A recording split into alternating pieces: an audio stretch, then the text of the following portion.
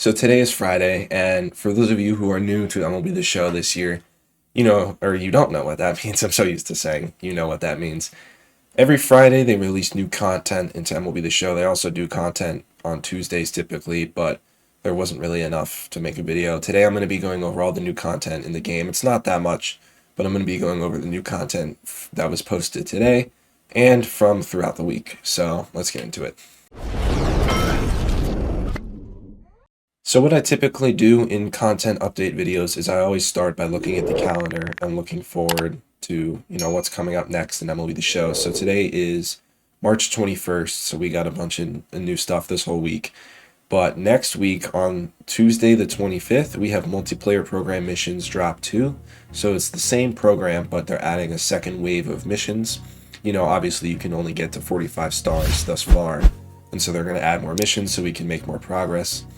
3/26, so Wednesday, we're going to have a new Threads program, probably something relating towards jerseys.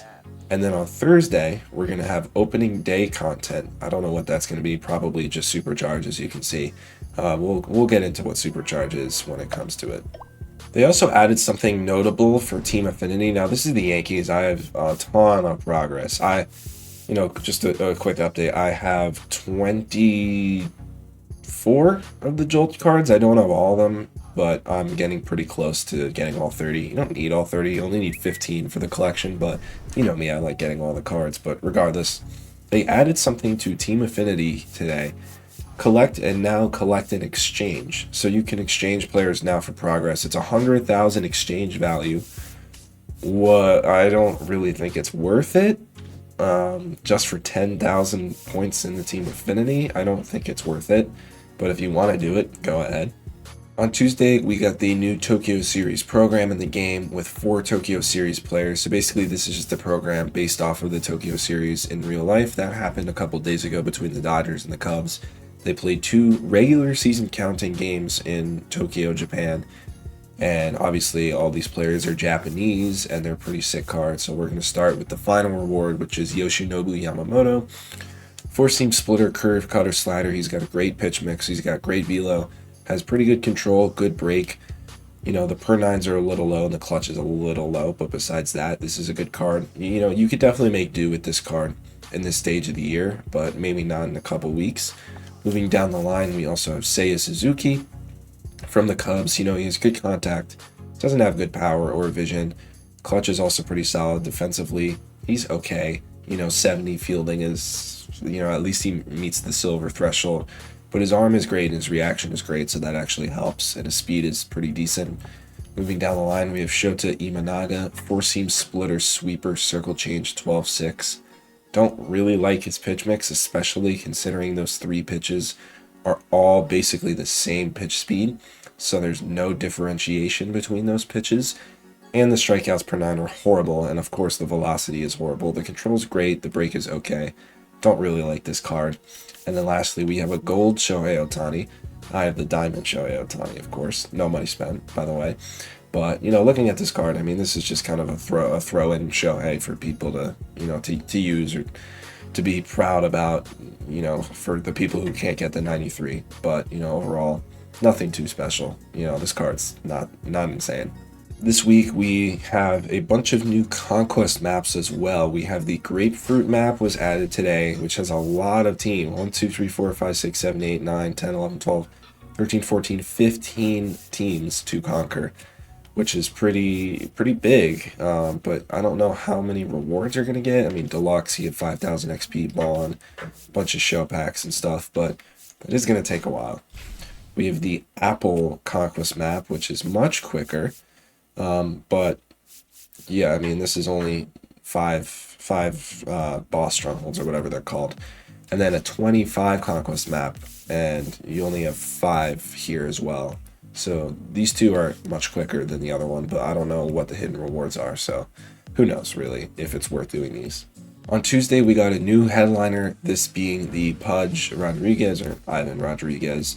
Taking a look at his stats. God, I really cannot speak today. Taking a look at his attributes, he has good contact, pretty good defense, but that's all he has, and he is dirt cheap. If you need a catcher, sure, go get him because he's dirt cheap and he's probably, I'd say, worth 5K. But not the best card and not a card that should be in headliners, in my opinion. All he can really do is hit for contact. It doesn't have power, doesn't have vision, discipline, or clutch. Like, if you have a runner on second, this guy basically gives you no value offensively, which kind of sucks. But defensively, he's historically one of the greatest defensive catchers ever. Obviously, it's not going to be super juice because it's only an 86 overall card. But across the board, in the golds for a catcher, so not bad. Today we got the second Chase card. It is the same pack, or no, it's a different pack, Chase Pack 2. We have a new Chase pack, and the reward is 87 overall Rob Dibble. How much is he going for? He's going for a lot. He's a really good reliever, and although he's an 87 overall, there are not many good relievers in the game early on in the year. So he's going to have a lot of value. And now on paper, Chase cards are supposed to be super rare, and the Hank Aaron card was not rare. The Hank Aaron card wasn't really that good for a Chase card.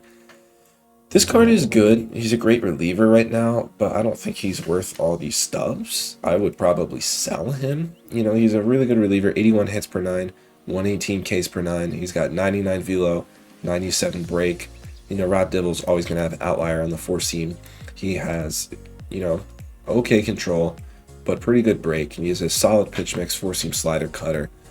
It's a pretty solid card, but I wouldn't keep him. I'd probably sell him if he stays at this price. So typically in these videos, I will have packs that I saved throughout the week to open on camera. I'm not going to do that for a little bit just because I'm still working on collections and, getting towards Carlos Beltran. I have no money spent, so it's very difficult, but I love no money spent. It makes the game so much more fun. But regardless, once I get Beltran, I'll start saving packs and open them on video.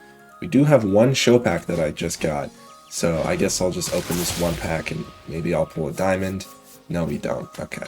Anyway, I'll typically have packs, but not for a couple weeks, I would say, because I just want to open them instantly, get the cards, sell them, and just keep working on the collections rather than waiting a week to open the packs. So yeah, that's going to be it for this video. If you guys are new here, follow me on all my social medias, Instagram, Twitter, TikTok, and most importantly, make sure to subscribe right here on YouTube. So yeah, see you guys next one. Peace.